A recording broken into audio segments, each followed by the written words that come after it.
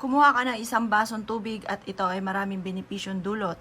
Ituturo ko sa inyo ang iba't iba na pwede nyong gawin dito sa isang walang lamang basong tubig.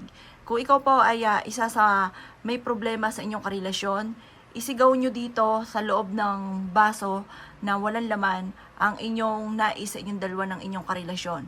Kung gusto nyo po na ang inyong karelasyon ay huwag nang titingin sa iba, huwag nang magluloko, isigaw nyo dito ang inyong pong hangarin at pagkatapos ninyong isigaw ng mga bandang alas 7 ng umaga, sa umaga ito gagawin na nakaharap ka sa gawing silangan. Sabihin nyo po dito kung ano nais po ninyo. Pagtapos nyo pong isigaw, itataob nyo po ito. Itataob nyo po ito sa gawing silangan kung saan naliliwanagan ang sinag ng araw.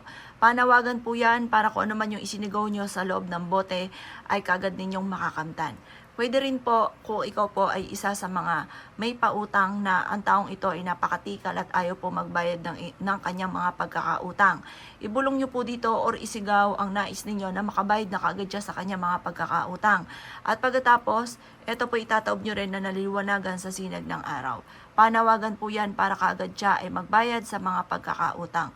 Pwede rin naman po kung halimbawa may taong nanalbahi po sa inyo, sabihin nyo po ay isigaw nyo po dito kung kakilala nyo, sabihin nyo po ang kanyang tunay na apelyido at sabihin nyo po na kung ano man ang ginawa niyang kasalbahihan sa inyo, kung halimbawa binigyan ka ng karamdaman, ng kamalasan, ay panalangin mo'y bumalik sa kanya kung ano man ang mga kamalas at karamdaman na ipinagkaloob sa inyo. At pagkatapos ay itaob nyo po muli ito. Panawagan po ito para kung ano man po yung ginawa niyang masama sa inyo ay babalik po sa kanya. Sikreto po ito, kapag gumawa ka ng ganito, sikreto nyo lamang, huwag nyo muna itong ipagsasabi.